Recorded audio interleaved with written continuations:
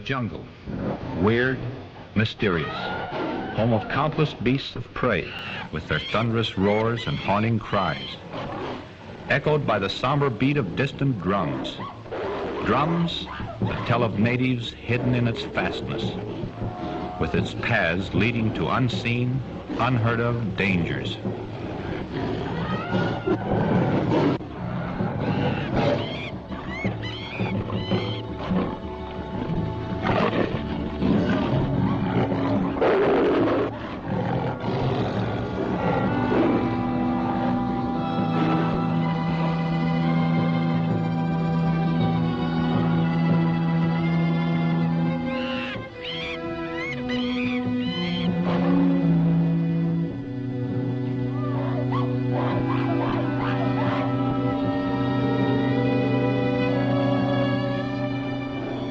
The jungle, through which countless and daring explorers have fought their way, seeking to verify the truth of the strange and fantastic stories that have veiled this land of mystery, some of them never to return. Victims of the savage tribes who call the jungle theirs, some to fall before the flashing fangs of jungle beasts, others like myself to escape, carrying with me vivid scars and memories that can never be erased.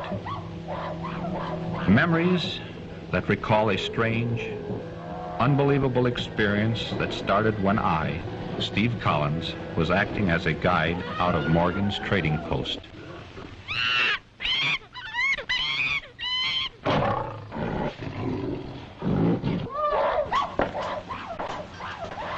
There you are, Stacy. There's what you ordered, Hunt. That ought to fix you up.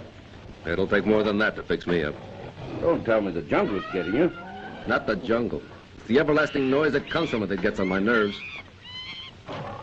I don't see how you stand it, Morgan. I've grown so used to jungle noise, I'd be lonesome without it now. You'll all get used to it. Yeah?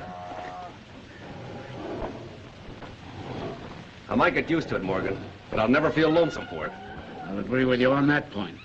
Maybe you'll agree with me on another. That Ed Bradford was a fool to attempt an expedition through a country he knew so little about. Well, you won't get an argument there. Me either. I'll go you one further. I think you and I are fools for trying to solve a riddle that's never been explained. We do know that Ed Bradford entered the jungle. But until we settle, once and for all, whether he is dead or alive, we're going to be guests of Mr. Morgan here at the trading post. Yes, and keep on being fools. For my part, I'd just as soon call it off.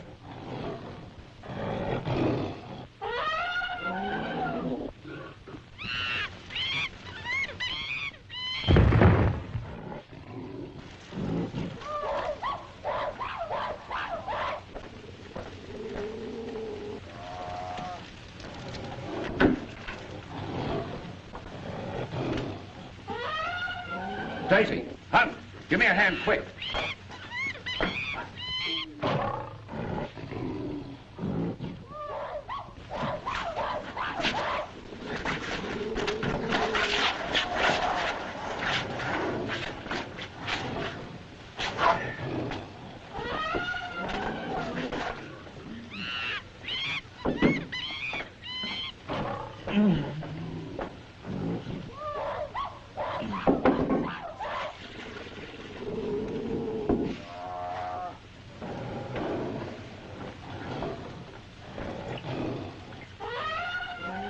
Morgan? Of course I do. It's Steve Collins, Bradford's guide.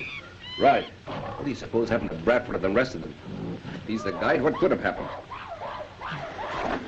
No, don't let him get me. Easy now. Easy. The marks on him sure have been pretty badly clawed, too. Think it was a lion? If a lion jumped him, he wouldn't be here. Oh. Easy now, fella. Want to sit up? You're all right now, Collins. This is Morgan. You're back in my trading post. The beast, you saw it? Well, no. We only heard you fall outside the door. Oh, it's no use. If you didn't see it, you wouldn't believe me. No one would. Believe what? That I saw the white gorilla. You didn't see any pink elephants at the same time, did you? Or any singing rhino? I've heard of a lot of queer beasts since I've been here, but no white gorillas. Well, I have. You have? Many times from the natives. They claim there is a white gorilla, an outcast from all other gorillas due to its odd coloring. It was driven out of its family's circle when it was born, and its hate for anything that walks makes it a deadly enemy. One to keep clear of. Was it the white gorilla that jumped you? Yes. Maybe that's what got Bradford. You were Bradford's guide. Is that what happened to him? No. Well, what did? You knew the country you were going into. Why didn't he return with you? Because he wouldn't listen to me. From the time we left here, he set the course, picked the trails. We went on for days, making camp at night, always near a stream. Even after a long day's trek, he would insist on exploring away from camp. I knew we were in bad country where the natives hated the white man. I warned Bradford time after time to stay close to camp. But he would just laugh. Start out with one of his party. Then when he failed to return, I started out looking for him. And when I found him, I saw why he hadn't returned. Bradford's trail led me to this village. The tone of their drums warned me to go easy.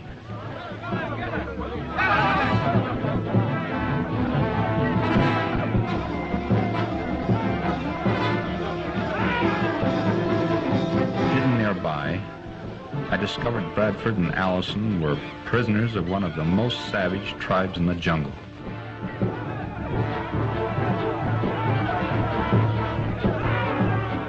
As I watched, trying to figure a way to rescue them, an elephant entered the village.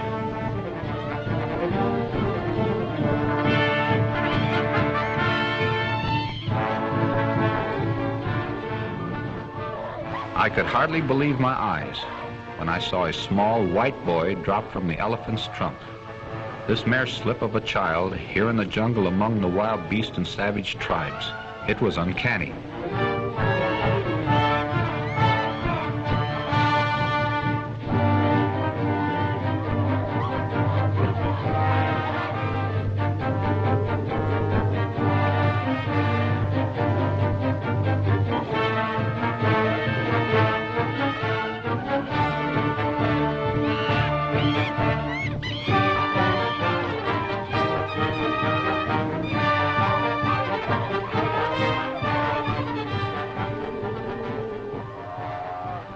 Just who this little jungle boy was and what strange power he held over the natives was beyond me.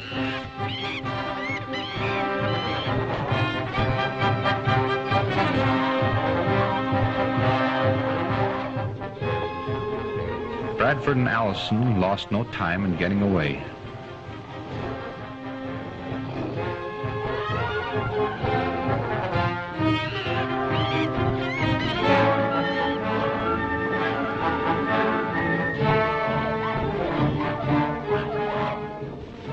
I had made up my mind to find out who the boy was. But when he left the village, he disappeared.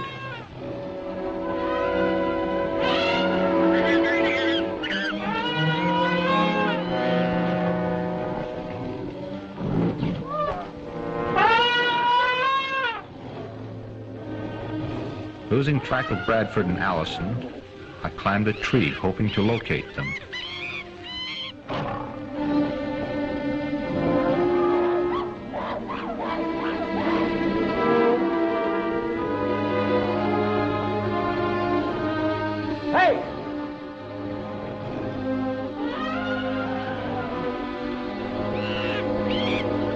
Bradford met up with one of the native boys from our camp.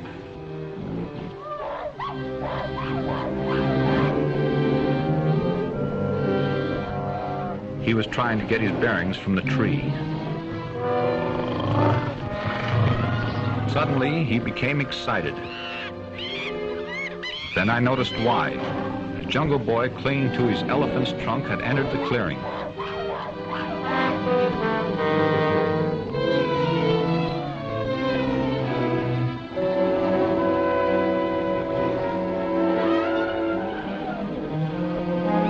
For some unknown reason, when the little fellow saw them, he turned and ran back into the jungle.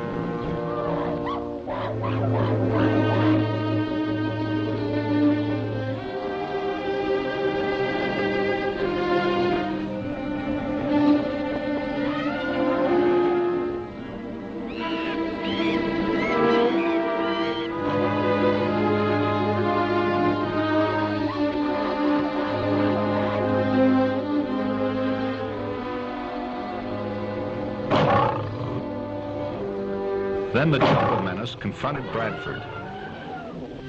Trapped by the lions and without firearms, he took the only means of escape.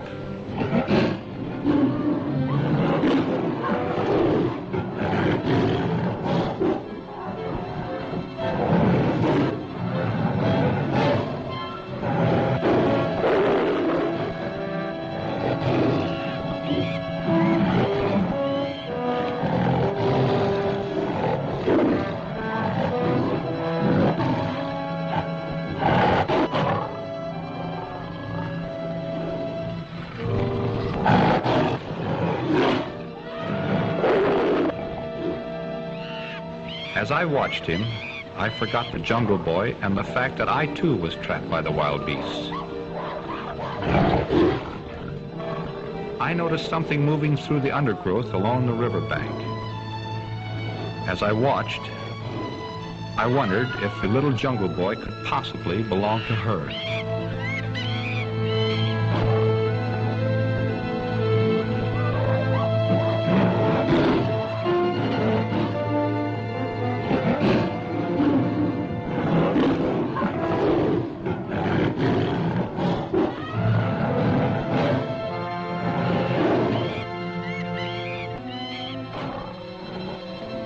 The hippo had seen the girl on the raft.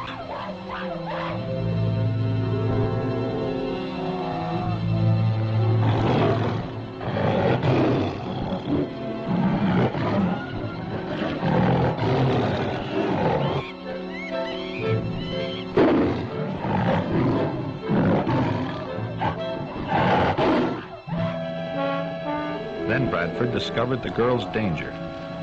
We watched the girl as the hippo swam after her. Unaware of her danger, she continued downstream.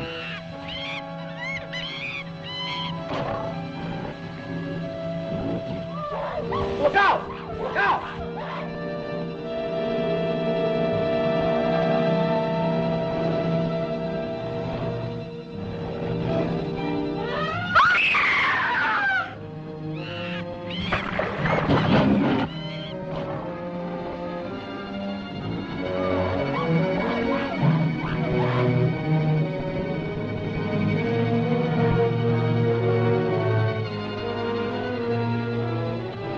Spellbound, I watched the girl's frantic efforts to escape the onrushing brute. Then I saw Bradford snap into action.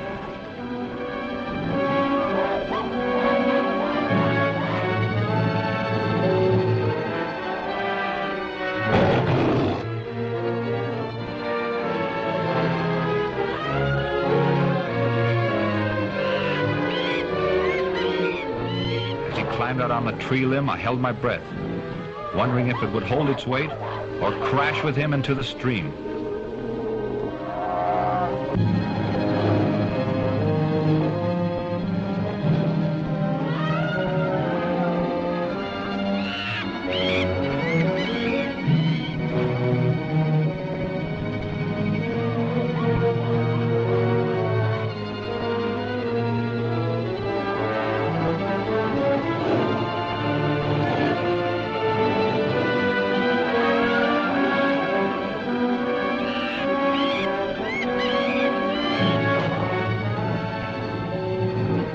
After witnessing the narrow escape of the girl, I believe in miracles, and believing in them convinces me there is something to the fantastic tales concerning the jungle mysteries.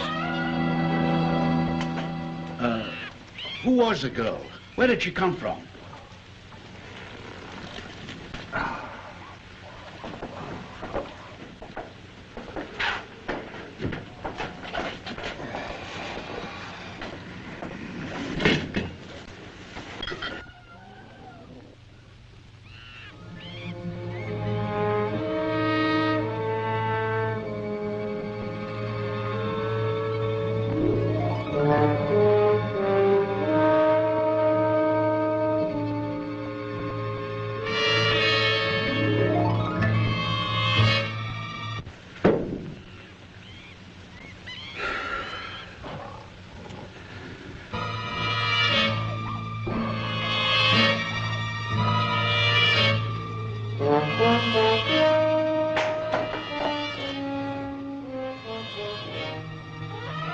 The gorilla. There it is.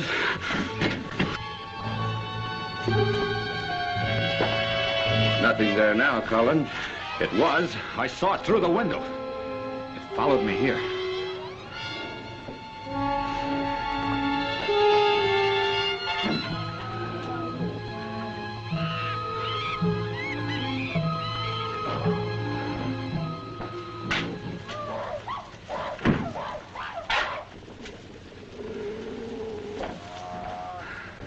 There's nothing outside, Steve.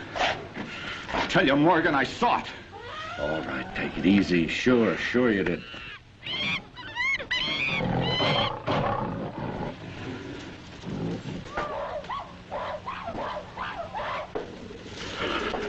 Collins. You were about to tell us about the girl you saw on the raft. What became of her in Bradford? Yeah. She was a daughter of an explorer. Her father had contracted jungle fever and lost his eyesight. He was stone blind. They lived in a shack near a stream. They were a pair of fools, just like Bradford. Go ahead, Steve. Then we moved over to their camp. We were there for months. Oh, but mind you, that wasn't my idea. Bradford insisted on it. One must have reasons for spending months in this forsaken country. Oh, they had reasons, all right. And a good one. Had a map, and Lou Hanley, the best guide in the country. He told me they were nearing the end of their search. Man alive, what were they after? Where were they going? To the cave of the Cyclops. Never heard of that before, have you, Morgan? Why, yes. It's been a legend around here for years. It's supposed to be a cave filled with untold treasures and guarded by the Cyclops. You all know what a Cyclops is supposed to be. Oh, why, yes. Sort of an idol with one eye. That's right, an idol. And the rest of the legend is that anyone who enters the cave never leaves it alive. Hanley, the old man's guide, was to share in the Cyclops' treasure. That is, if they found it. But after Bradford rescued the girl, he figured that the old man, to show his appreciation, might give him the map. So Hanley decided to get it before that could happen.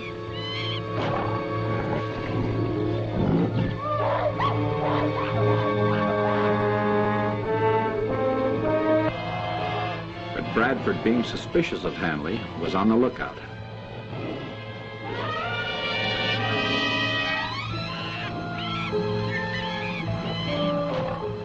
I had been out scouting for Allison, who had gone to our camp for some ammunition. Returning to the old man's shack, I decided to have a look before barging in. It was lucky I did.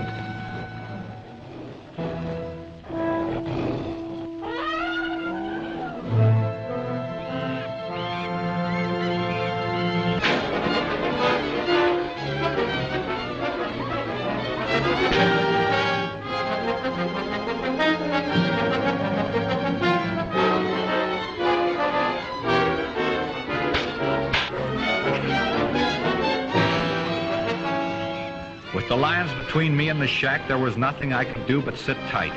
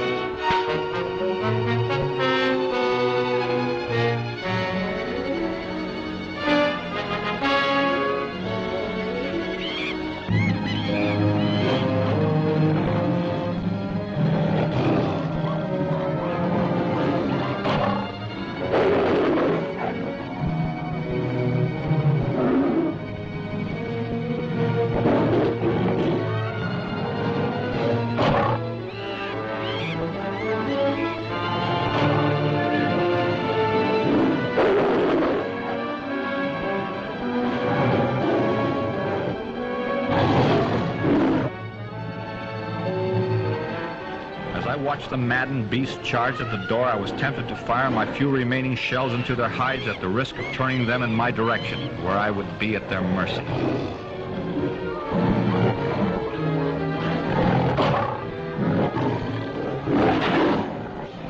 Then it happened. The door gave way and the lions crashed in.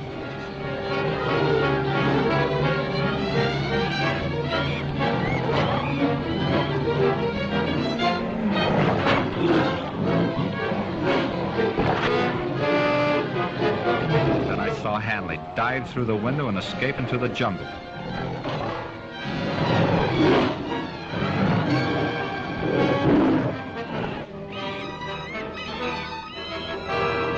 Then it was over. Bradford had driven the beasts off. The excitement was too much for the old man, and he died soon afterwards. Hanley the guide disappeared. Bradford took the girl and started back for his own camp. And they left you? No. I followed them some distance behind, with Carter, one of the men from the old man's camp, on the lookout for Hanley. No one trusted him, and we didn't want to take any chances. What has all this to do with the white gorilla? Well, I was coming to that. It was while we were moving through the jungle. I was well to the rear, and Carter was some distance behind me.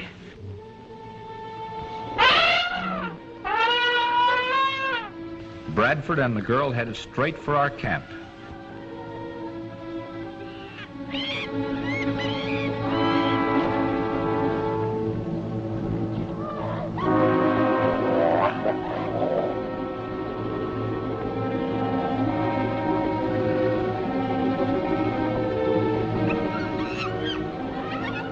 As I followed after them, I wondered what had become of the strange little jungle boy. It didn't seem possible that this child with his supernatural powers over the natives and the beasts of the jungle could be a reality.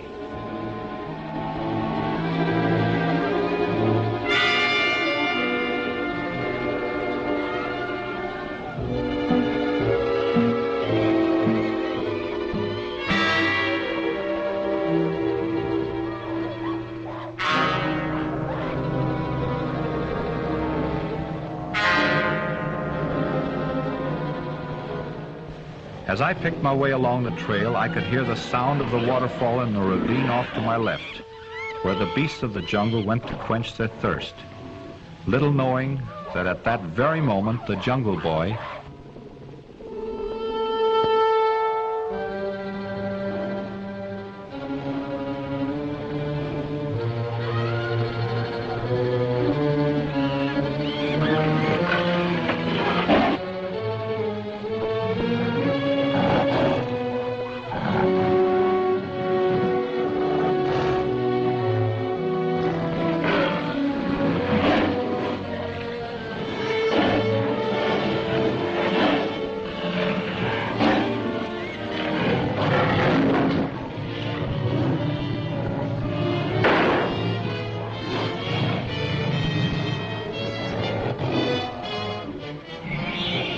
The chattering of the monkeys in the trees should have warned me of my own danger. Unaware of the white gorilla's presence, I continued along the trail.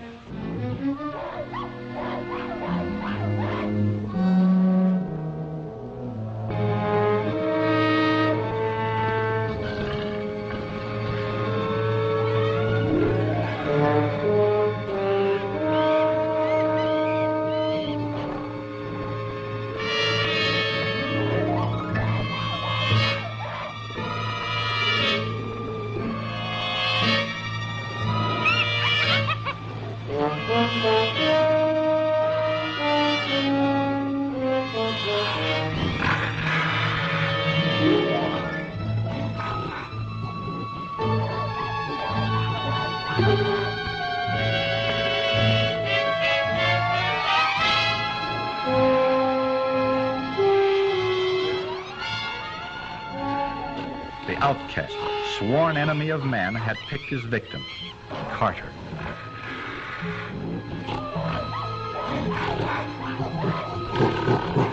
Help!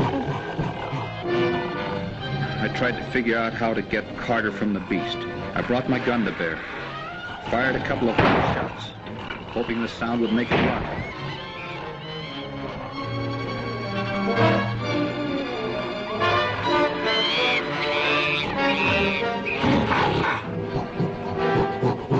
I tried to use a rifle as a club, but the beast with its big hands struck me down.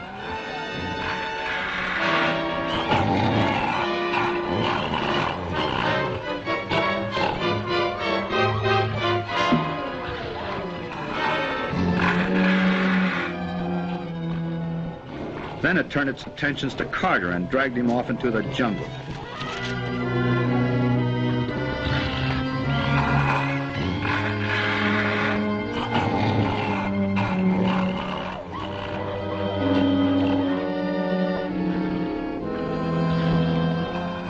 I was stunned and hurt.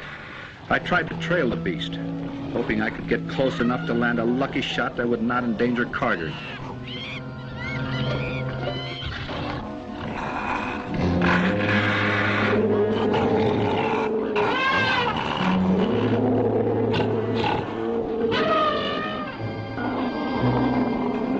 The sight of the white gorilla startled the elephant herd, stampeded them.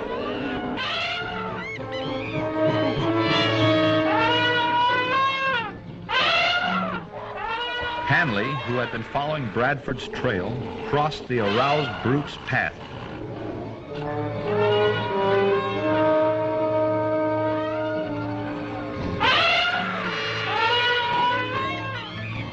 The tiny beady eyes of the lumbering beast centered on the fleeing figure of Hanley.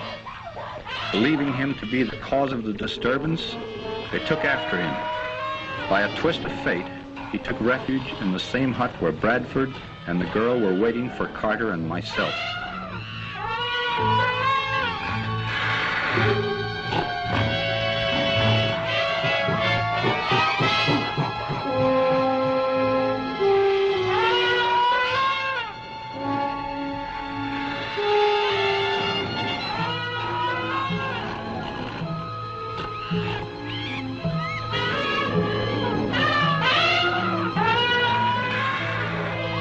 As I watched the maddened herd destroy the hut, I discovered the Jungle Boy and his elephant approaching.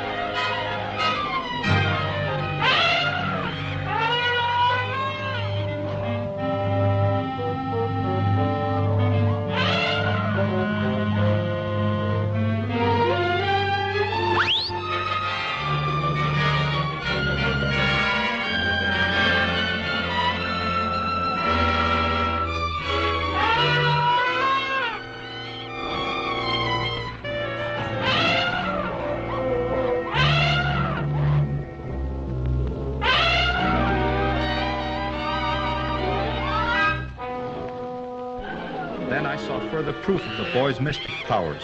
He had stopped the beasts from their deadly destruction by the call of his elephant.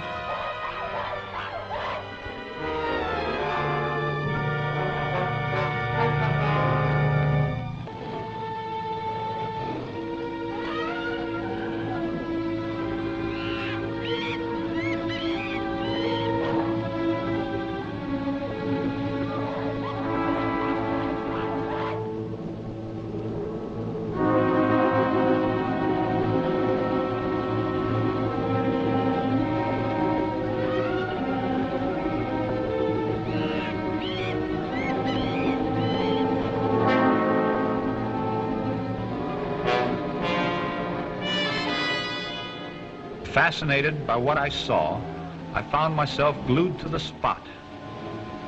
Again, that strange little boy and his elephant came to the rescue of Bradford.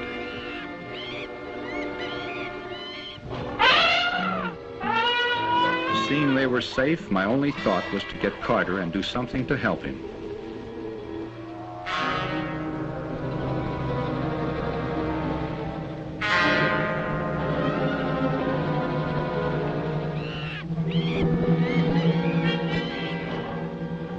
Little did I know as I followed the trail of the white gorilla through the jungle, the nature of the huge monster that was to cross our path.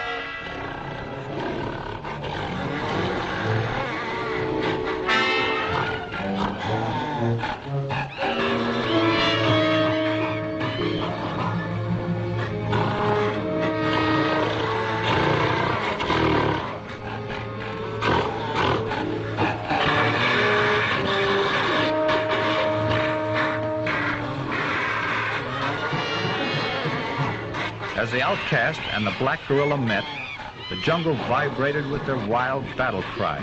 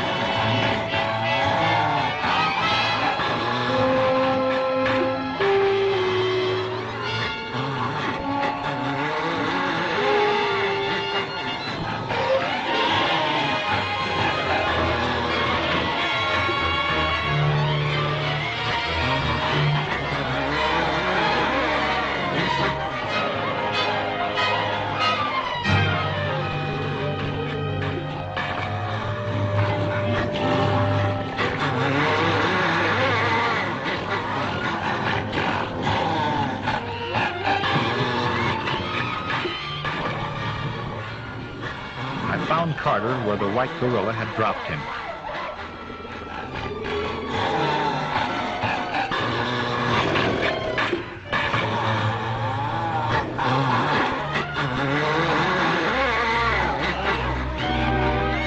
While the mad beasts fought to destroy each other, I carried Carter to safety. What became of Bradford and the girl? You said they were safe. Well, Well, I've never seen such solemn faces. What's happened? Oh, this is Mr. Collins, dear. Bradford's guide. He was attacked by a white gorilla. A white gorilla? Yes. Oh, Mr. Collins, my daughter, Ruth. I'm very glad to meet you, but I can't say that I'm glad to see you here in the jungle. You know, this is no place for a lady. Oh, she's perfectly safe here. Go ahead and tell us what happened to Bradford and the girl. Yes, sit down. It's all right, go ahead. Well, I brought Carter to a friendly native village where I learned that the Jungle Boy, with the aid of a friendly roving band of Arabs, had taken Bradford and the girl.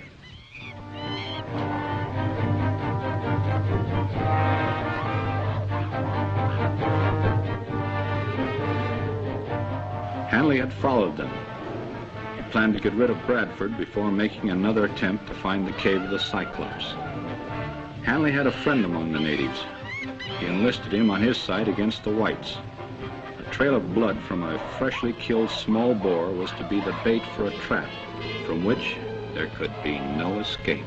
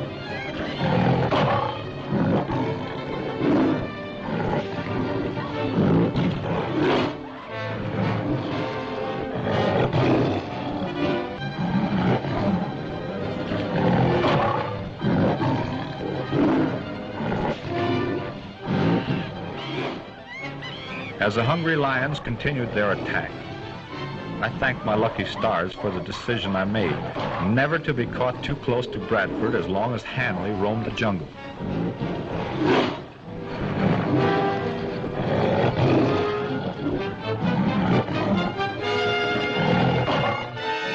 The one thing Hanley overlooked when he conceived his plan to kill Bradford and the girl was the little jungle boy.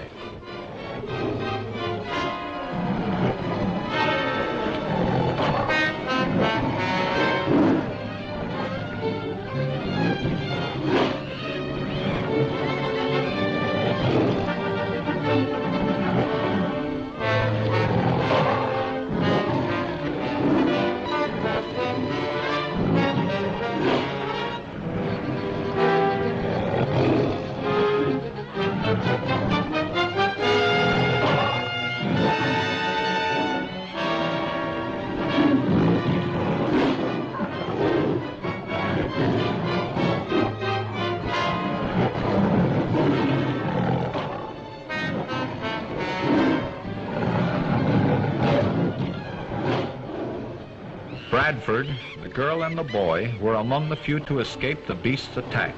I found Hanley's body just outside the village, a victim of his own plot. How terrible. Yes, but how lucky they had the jungle boy on their side. Strange. A boy like that wandering around loose? I heard of him before. To the natives, he's taboo. That's right. I found out later why when I trailed the girl and Bradford to his camp. I discovered that the cave of the Cyclops was only a few miles from our camp. The woman was the mother of the little jungle boy. Her years in the jungle had taught her that the natives believed the insane harmless and possessed untold powers. One of feeble mind was safe from all harm. To the natives, taboo. To protect herself and the boy, she pretended to be just that, insane. Known as tiger men, the natives who inhabited the Cyclops cave worshipped the idols there. Discovering this, the woman secretly hollowed out one of them and taught the boy to lower and raise the idol's arms at her command.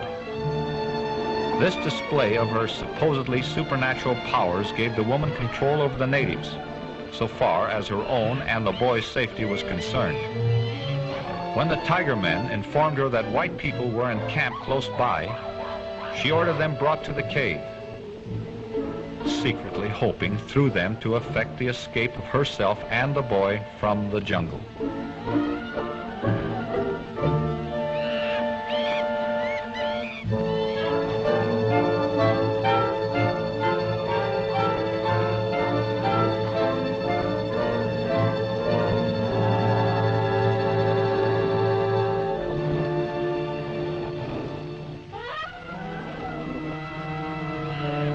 The beasts of the jungle seemed to sense that something unusual was about to happen.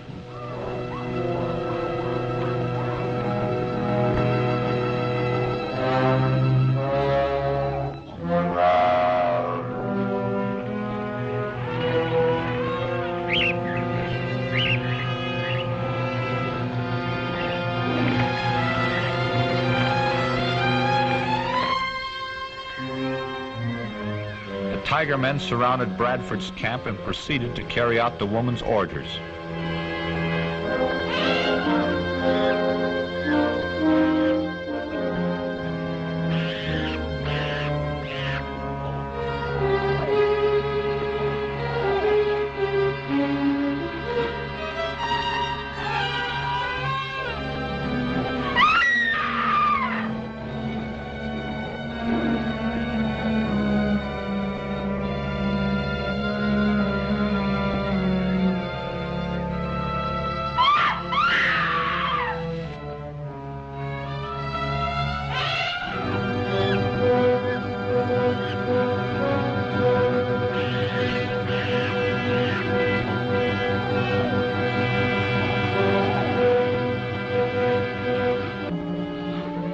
When the tiger men returned with their prisoners, the woman realized that something was wrong.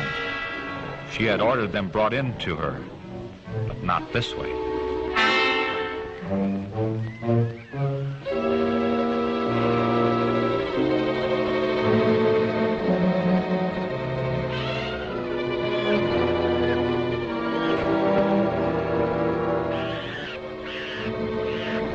tiger men had plans of their own.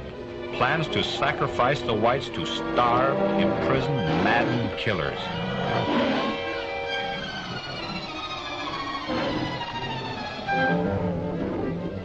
I had been scouting near the cave, and from where I was hidden near the entrance, I could see the frantic efforts of the woman as she tried to stop the sacrifice.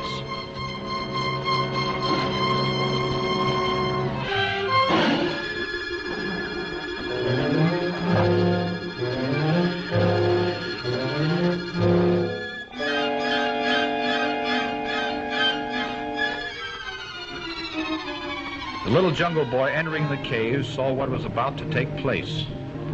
As fast as his little legs could carry him, he ran to his place in the idol. He worked the arms and forced the image to breathe in an effort to save the whites.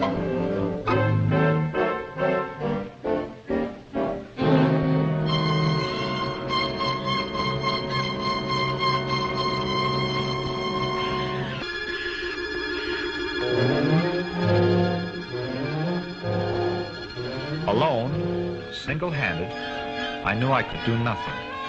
I managed to get away without being seen, praying and hoping to find help, that they would still be alive.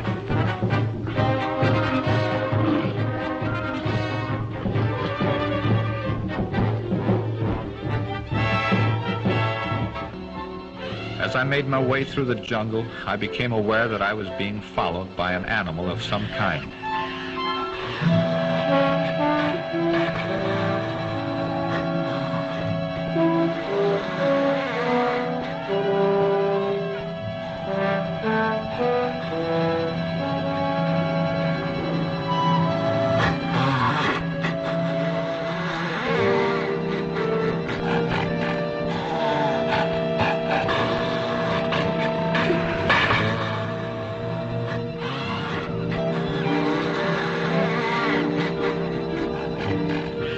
I saw the beast.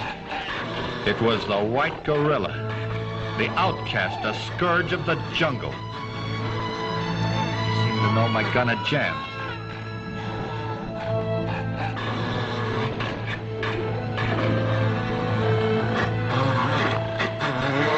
I backed away.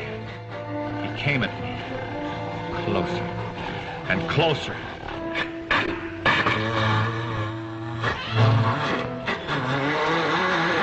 Jumped me, I thought it was the end.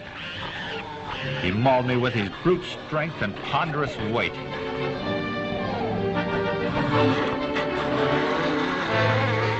Suddenly, something caused him to stop. It was the black monster, his eyes burning with hate for the white outcast.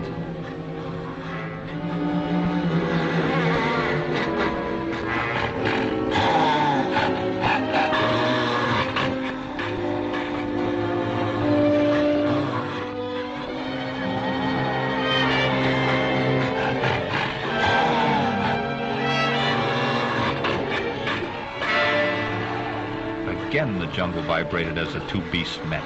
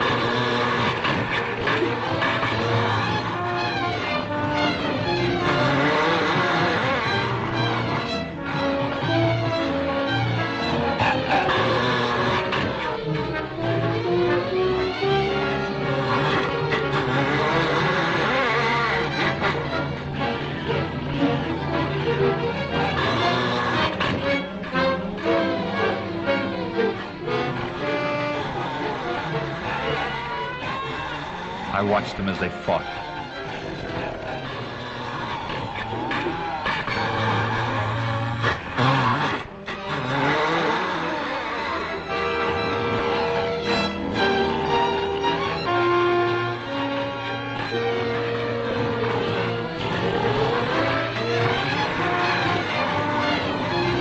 every bone in my body aching, I limped away.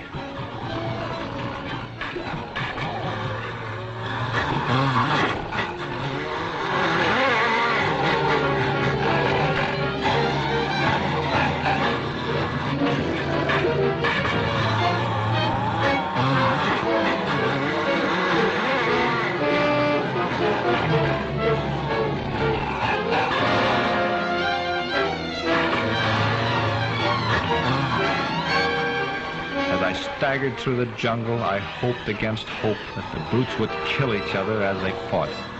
I kept on going, and then... That's it.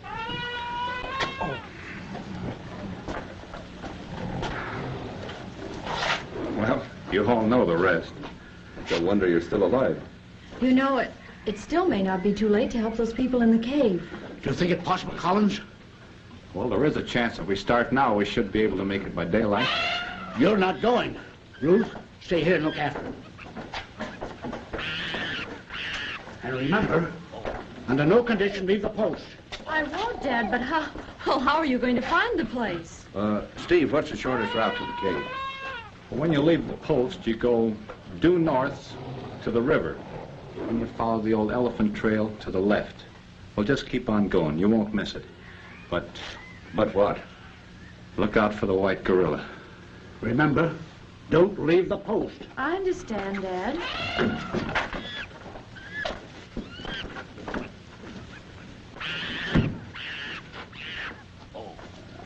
Well, I think you'd better sit down here and let me see if I can't clean up these scratches.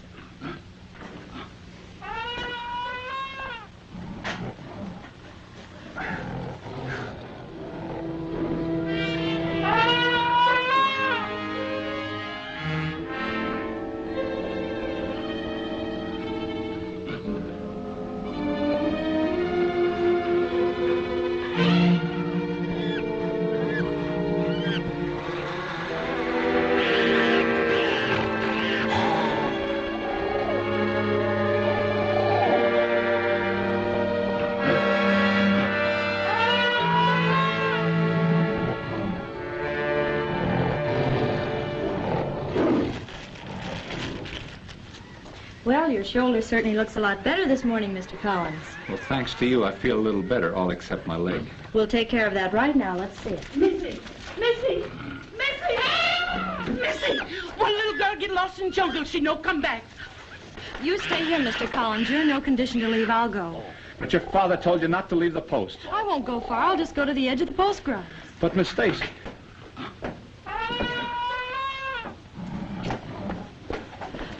You stay here, Maman. Fix bandage on leg. Understand? Me understand. All right.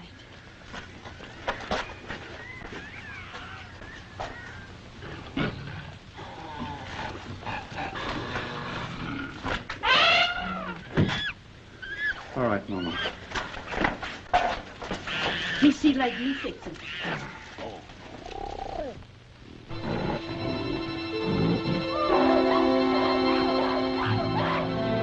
Somehow I knew I was wrong when I allowed the girl to leave the post. The restlessness that prevailed through the jungle should have been a warning to her that danger was near.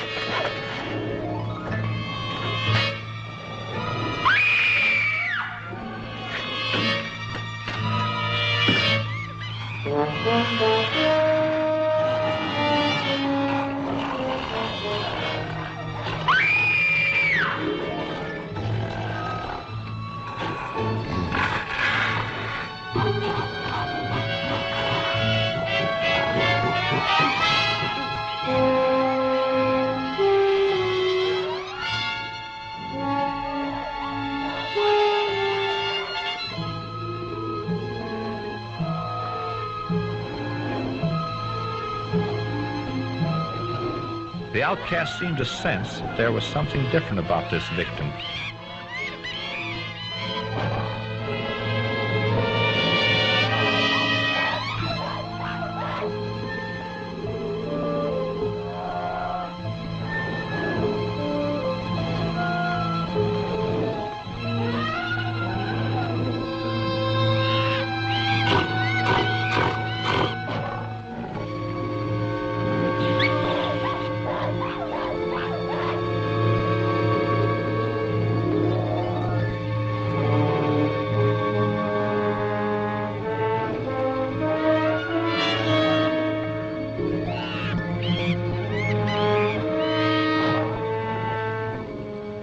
The stillness of the unconscious girl puzzled him.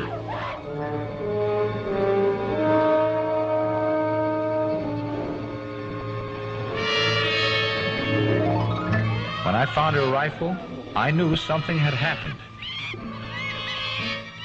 As the beast heard me, he turned and faced me with all his pent-up anger. I knew this time it was my life or his.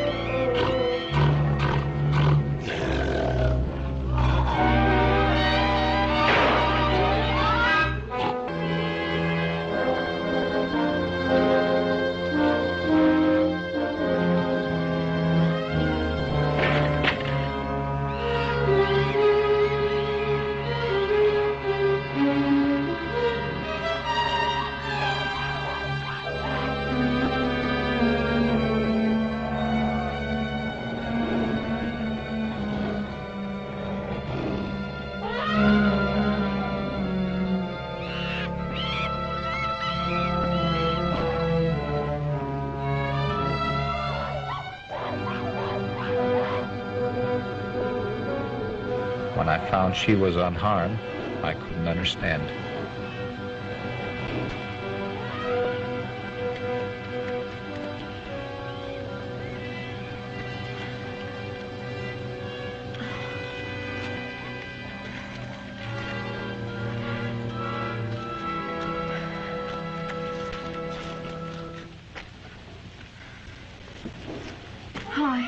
I don't know how to thank you, Mr. Collins. Well, it's the other way around. I'm grateful to you. I killed the white gorilla. Oh, but what happened to the child that I didn't find? Well, we had barely left the compound when it wandered back. Oh, that's good. Oh, but don't tell Father. Don't tell him what?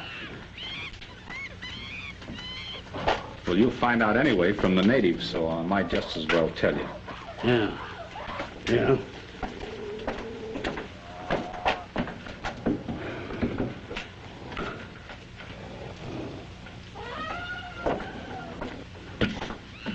Tell me what? Well, you see, a native child got lost, and I went looking for it, and, well, I... She ran into an old enemy of mine, the white gorilla. I killed it. The white gorilla? Did you find the cave of the Cyclops? Were you able to help some of the people? We found the cave all right, but... In the tiger's pit, there were nothing but bones. Tigers were the only living things there. And winds up our trip. Our search is through. That's right. We'll leave as soon as we can. And we'll soon be going home, dear.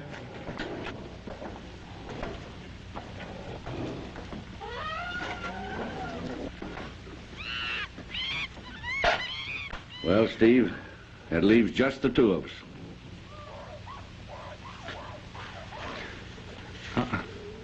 Just you. I'm going with you. You? After all these years, you're going to leave the jungle? Yeah.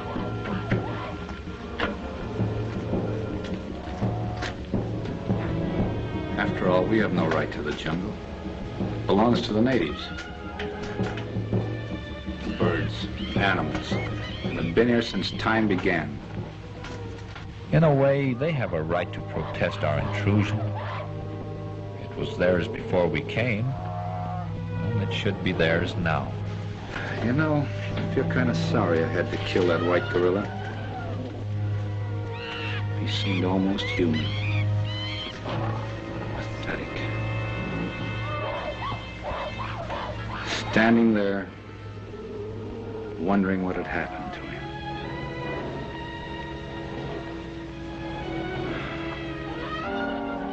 His death seemed to cast a spell of loneliness over the jungle.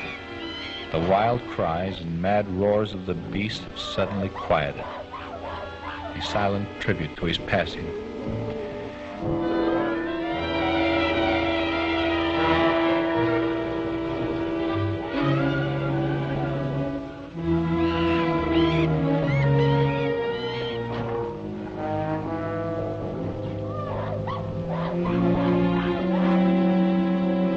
And the black gorilla, the monster with his huge chest filled with hate,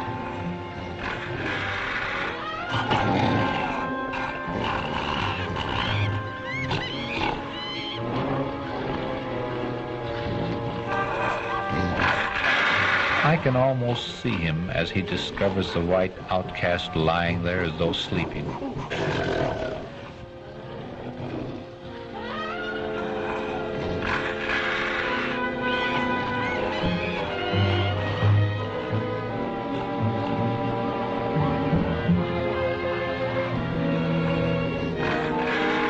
His efforts to make him do battle, and then the change. His bewilderment as he looks at the motionless figure. A sort of human emotion that comes over him. Then the slow realization. The outcast is dead. Then the animal instinct returns. The instinct to cover up and hide the remains of a fallen one from the scavengers of the jungle.